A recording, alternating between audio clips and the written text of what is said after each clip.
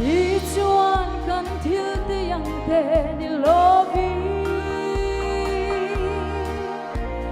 amadu dan lerem ruatang zeli afapa chuan milo thandam si o khungai na avatu ke shin thil bi te hi chin chia la lalpa tu ge chandam di thayang le o lalpa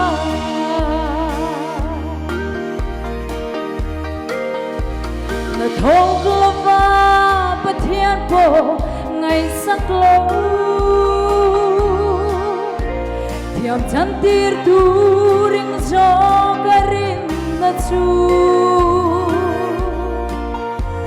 ama fel arwa anisia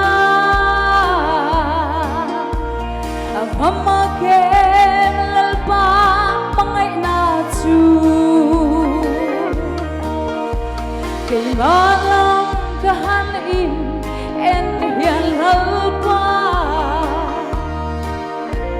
en mareng himutura ang silo magse Krista lam chau kathir le chua fel phong kim ma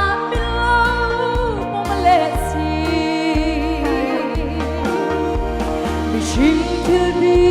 te hi chin chia la lalpa tu ge chandam ni thayang le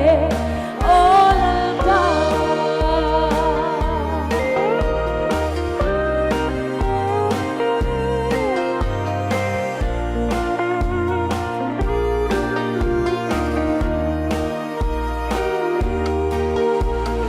shin mit mua ting lo mai la iswa Krista karinna vanga lel pantinga millo ve chuani katam chu chu to greng to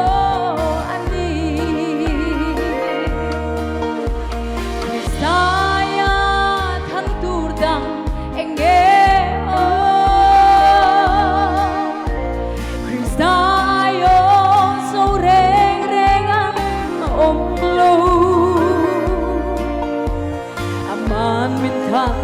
to zo na avangi ama chong chu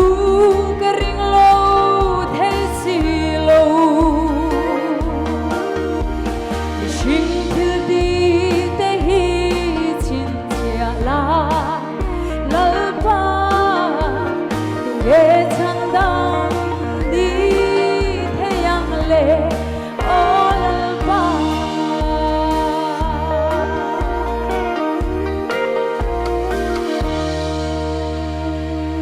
Verklame så